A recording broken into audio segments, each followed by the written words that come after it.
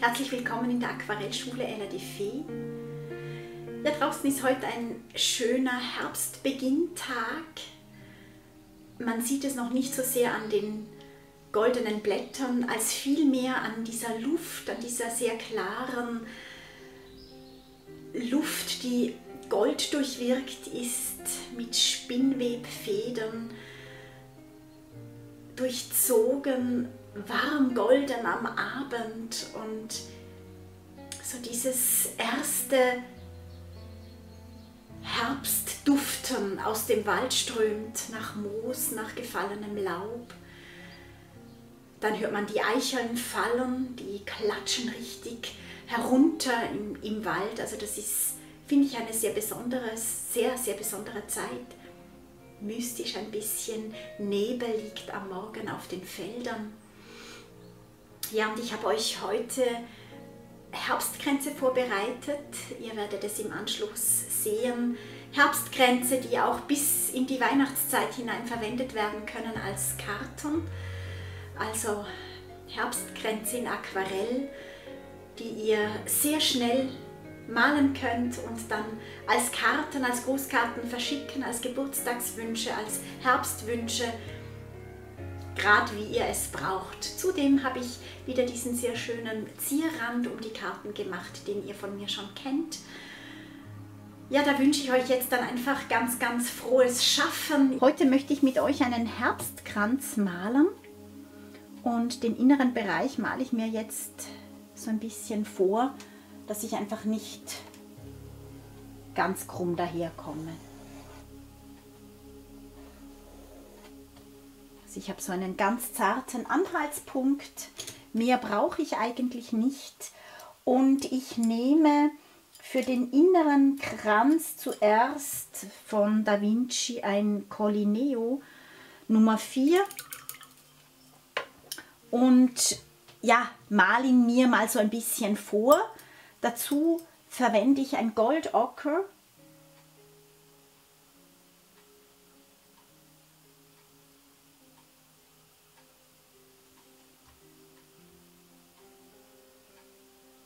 Und ich male ihn auch nicht ganz gerade. Ihr seht, ich male ein paar Wellenlinien. Er soll natürlich daherkommen letztendlich, dieser Kranz.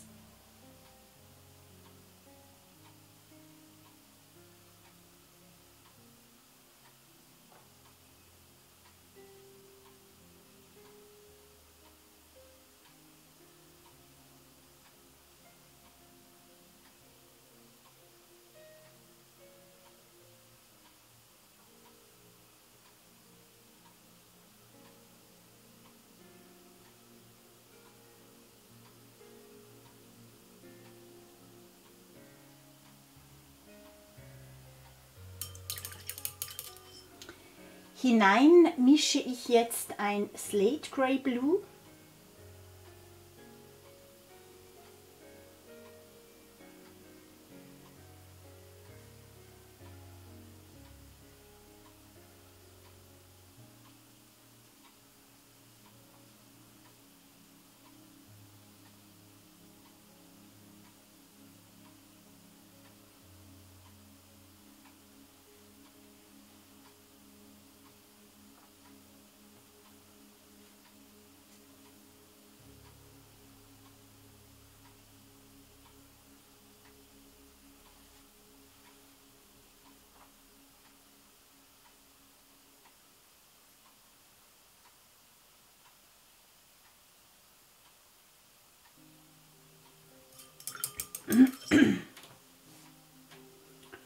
Und gehe jetzt noch dazu mit einem Sepiabraun.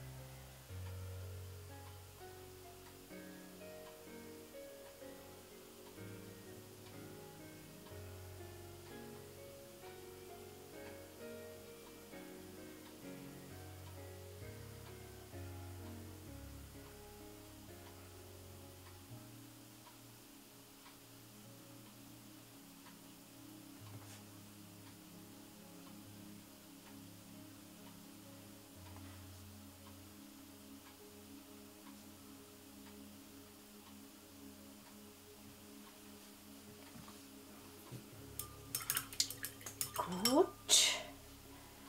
Nun kommen noch so rötliche Herbstblätter in einem Venetian Red.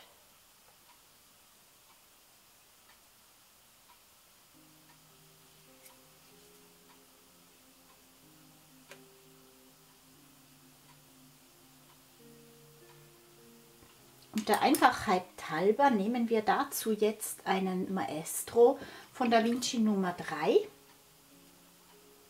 Da geht das Ganze nämlich noch viel leichter.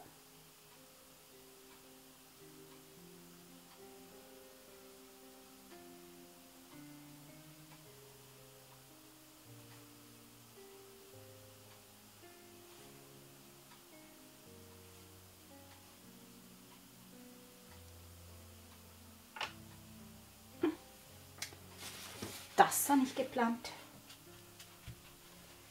Einfach schnell abtupfen, solange es noch nass ist, dann ist es kein Problem.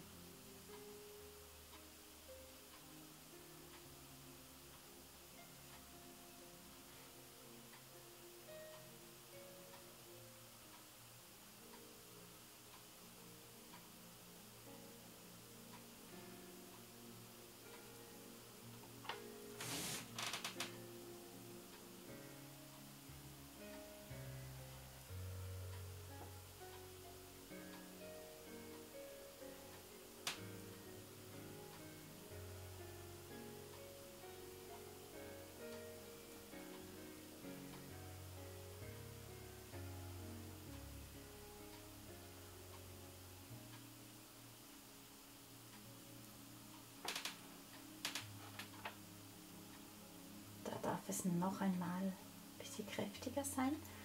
Ich schaue da immer so, dass es ein bisschen ausgeglichen bleibt. Das Kräftige und das eher Sanftere.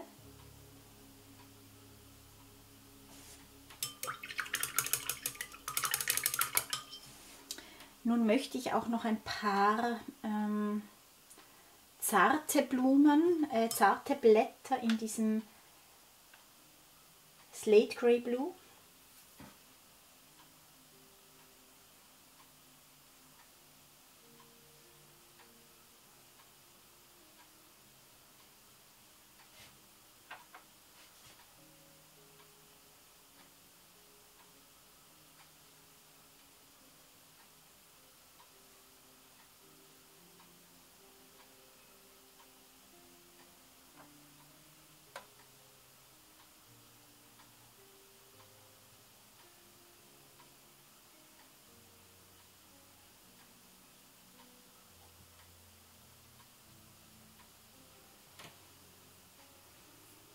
Gut, der wird schon immer herbstlicher, unser Kranz. Dazu holen wir jetzt noch ein Caput Mortuum oder ein Bordeaux, nein, Caput Mortuum. Das hat so was rosarot angehauchtes, ist aber doch nicht ganz rosa, ist eher so ein bisschen alt-rosé.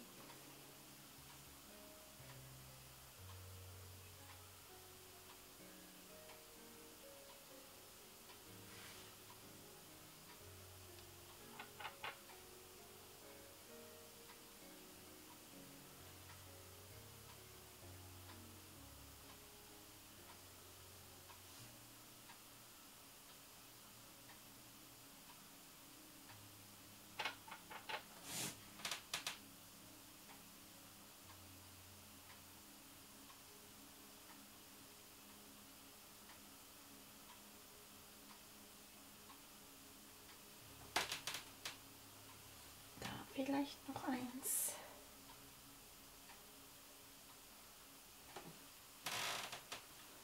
Hier.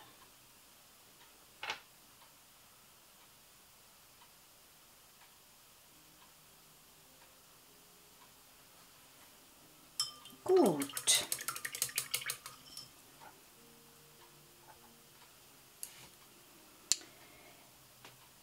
Ja, für diesen Kranz da male ich jetzt nur noch so ein paar Beeren hinein, gar nicht viel mehr. Also ich werde jetzt da noch ein paar Beeren hineinmalen. Und zwar mit einem, das ist jetzt die Frage, sollen sie dunkel sein? Mache ich sie in einem schwärzlichen Klang, also sehr dunkle Beeren? Oder hätte ich sie sogar gern in einem Bordeaux-Rot?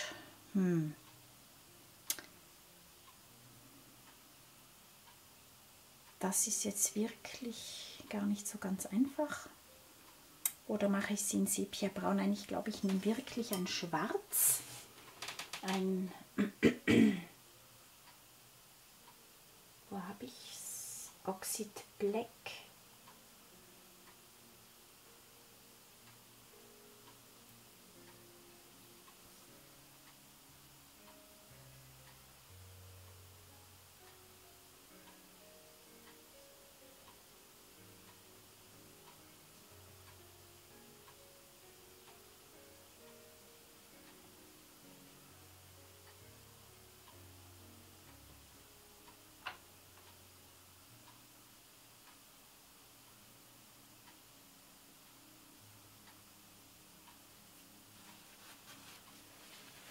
Sehe ich schon, da war eine Stelle noch nass, das möchte ich nicht, dass es da so zerrinnt.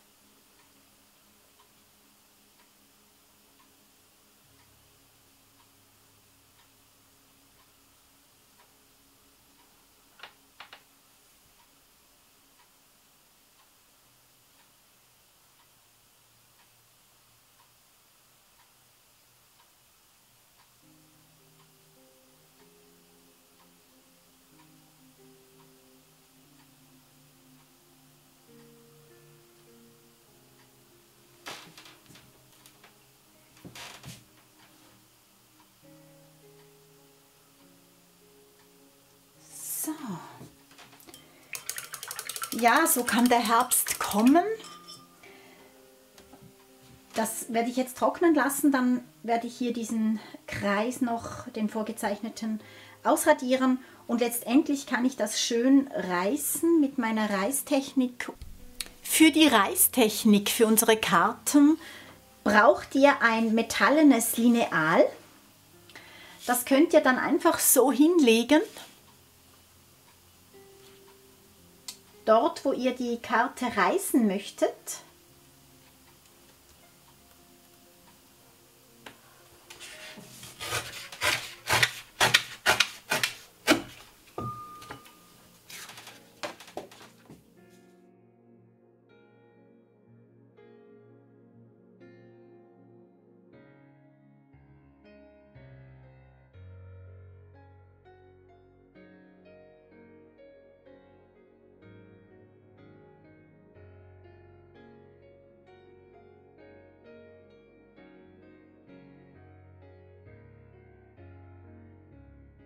Ja, dieses Video hat eine unbezahlte Werbung enthalten und wenn ihr euch entschließt, dass ihr auch solche wunderschönen Aquarellfarben haben möchtet und sie euch bestellt, dann findet ihr unten den Link in der Box.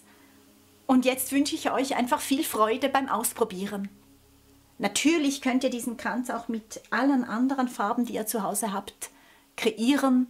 Das Blau mit einem Peinesgrau bläulich, dann habt ihr ein Goldocker drin, ein venezianisch Rot. Also ich denke, man kann das auch abwandeln, wenn man sofort loslegen möchte, aber es lohnt sich auf jeden Fall, diese wunderschönen Farben auszuprobieren. Ich stelle euch hier auch die Aquarellfarben vor. Das sind ganz natürliche Aquarellfarben auf dem Grundstock von Honig und sterilisiert durch biologisches Nelkenöl, nur mit natürlichen Kosmetikpigmenten koloriert. Also sind ganz, ganz besondere Farben. Den Link findet ihr unten in der Box. Und ja, seid gespannt. Ich war's, wie ich zum ersten Mal mit diesen besonderen Farben experimentiert habe und ich wünsche euch jetzt eine ganz, ganz tolle Zeit hier. Genießt das Malen, lasst euch hinein in diese Welt dieser sehr feinen Herbstfarben. Die Farben, die wir heute verwendet haben, sind von Aquarell. Sie kommen, wenn ihr sie bestellt, in einem sehr schönen Kästchen. Fast ein kleines Schmuckstück. Diese Farben sind besondere Farben. Sie werden nämlich in einer kleinen, sehr kleinen Manufaktur von Hand hergestellt. Und das Wichtige für mich daran ist, dass sie aus natürlichen Rohstoffen hergestellt werden. Also sie bestehen zum einen aus dem Bindemittel Honig.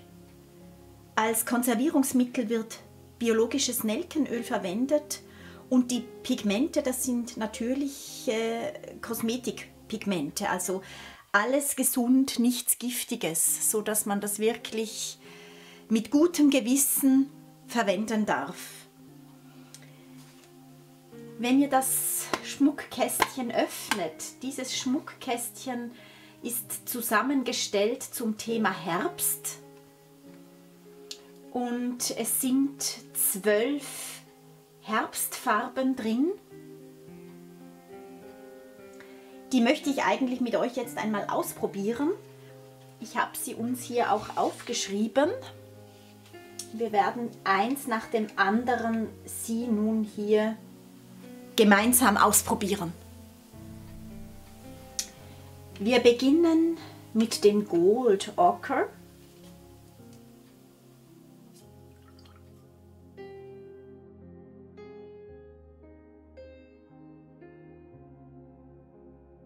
Die zweite Farbe ist Bronze Ochre.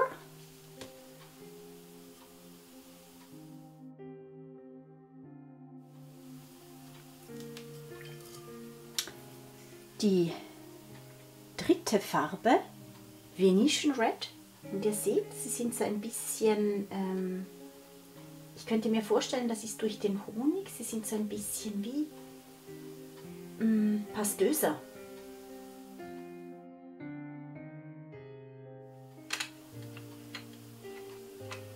Die vierte Farbe ist Capered Martum.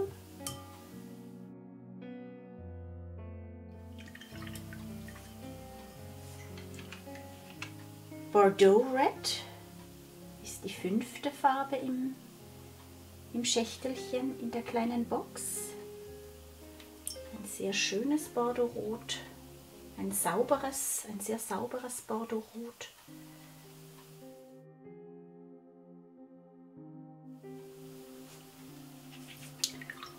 Die sechste Farbe ist ein Beige Pink. Auf die war ich sehr neugierig. Die nächste ist ein Anthraquinone Blue.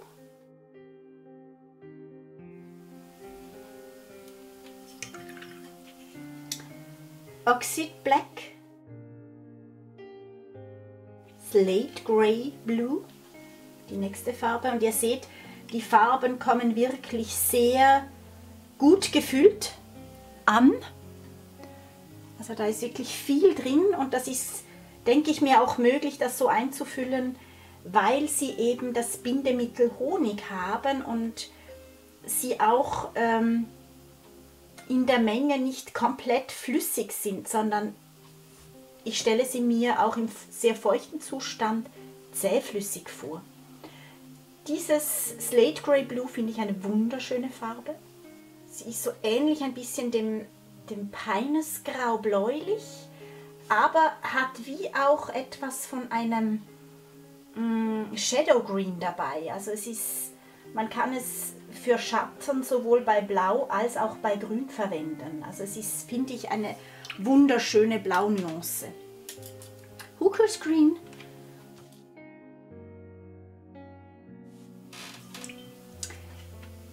Sepia Brown. Ein Braun, was ich sehr liebe. Dieses hier geht sogar sehr schön ins Grün noch ein bisschen über und das habe ich sehr gern. Sieht wirklich aus wie eine Eichenrinde, Buchenrinde. Da kann man noch ein paar grüne Sprenkel hineingeben und schon hat man auch ein bisschen Flechten am Baumstamm. Ihr seht, es lässt sich auch schön dick auftragen, also dunkel an stellen, wenn man das möchte. Und schön verblenden ins Helle. Als letztes haben wir noch das Oxide Green. Also wie ihr seht, sehr schöne Herbstfarben. Gold Ochre, Bronze Ochre, Venetian Red, Caput Morton, Bordeaux Red, Beige Pink, Anthracynone Blue, Oxide Black, Slate Grey Blue, Hooker's Green, Sepia Brown, Oxide Green. Also sehr, sehr eine schöne, warme Herbstpalette haben wir hier bekommen. Ich habe mir dazu noch etwas sehr Besonderes bestellt, und zwar ein Chamäleon Grün Weinrot von Vacquarelle. Von Vacquarelle findet ihr relativ viele Chamäleonfarben in ganz vielen verschiedenen Nuancen. Dieses Grünrot, finde ich, passt sehr gut für den Herbst und kann einfach so Besonderheiten noch so ein bisschen, ja, herausheben.